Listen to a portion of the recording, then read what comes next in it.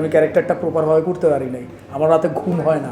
হ্যাঁ, আবার এখনও আমার কাছে মনে হয় যে এত বছর কাজ করার পরও আগামীকালকে আমার শুটিং, আমি ক্যারেক্টারটা খোঁজার চেষ্টা করি।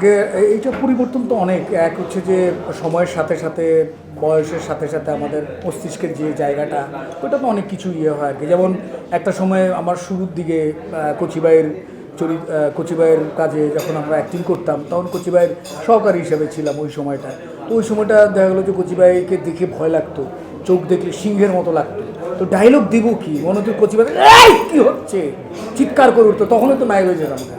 আর এখন যেটা হলো যে কাজ করতে করতে যেটা হলো যে ম্যাক্সিমাম যে ডিরেক্টরদের সাথে কাজ হয় ওরা আমাদের অনেক ছোট। হ্যাঁ, তখন মনে হয় কিসে কী করবো, আয় চল কী করতে বল, আবার ধরে যে ভাই এইভাবে না এইভাবে, আমার চরিত্রটা আমি এইভাবে চাই। এটা একটা। আর একটা জিনিস হলো যত এই পর্যায়ে এসে তো আমাদের জীবনটা দেখা অনেক বেশি হয়ে গেছে আর কি, তাই তো?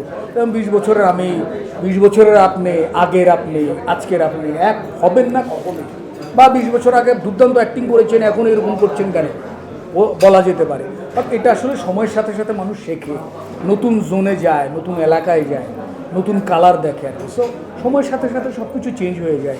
তো আমি বলবো যে তখন খুব মাথা গরম ছিল, কারণ যে একটা সময় আশরাফুলের মতো বলি আর কি, নাইমে ধুমধারাক্কা 6 মেরে দিচ্ছে। বাট সাকিব আল হাসান তো ওইটা না। সো আমার কাছে মনে হয় যে আমার মস্তিষ্ক এখন সাকিব আল হাসানের মতো হয়ে গেছে আর কি। আমি ঠান্ডা মাথায় সামনে পিছনে কী হচ্ছে না হচ্ছে বুঝে শুনে খেলতে পারি। যদি ডিরেক্টর আমাকে প্রপারভাবে নাও বুঝাইতে পারে, তখন আমি ক্যারেক্টার অনুযায়ী বুঝে কিসে একটা সুতা হইলে লাগে, কী ব্যাপার ক্যারেক্টারের কী, এই সে বুঝে টুঝে আমি মোটামুটি বেরোয় যেতে পারি। কেন? কারণ আমি চাই যে ওই ডিরেক্টর আমাকে একটা পেমেন্ট করে, আর আমার একটা দায় আছে যে আমি বাড়ি চলে গেলাম, খারাপ লাগে, আমার কষ্ট লাগে যে আমি ক্যারেক্টারটা প্রপারভাবে করতে পারি নাই, আমার রাতে ঘুম হয় না।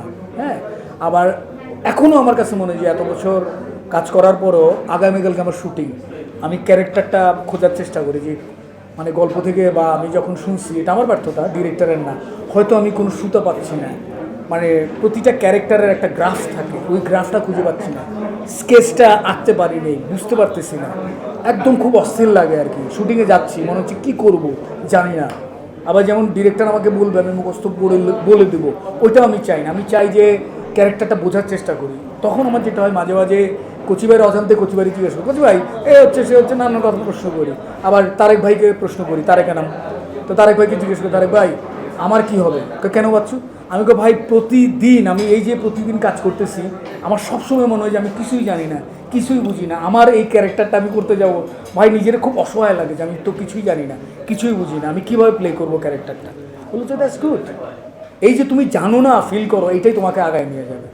তারেকবারে আবার মামুন ভাইদেরকে জিজ্ঞেস করি যে মামুন ভাই কী করা যায়, আমার ফিল হয় এটা সত্যি। এখনও মনে হয় যে রাতে ঘুমোইতেছে না, কালকে একটা ক্যারেক্টারটা মাথায় আসে নাই, স্কেচটা পাচ্ছি না, সুতোটা পাচ্ছি না, আমার ঘুমোইতেছে না, এই সকালে যাব যাইতেছি কিন্তু ঘুমোচ্ছে না, যে ক্যারেক্টারটা কি বুঝলাম না, কিভাবে খেলবো। হ্যাঁ, এই আর কি। দেশে দেশে সবার সাথে দ্য নিউজ।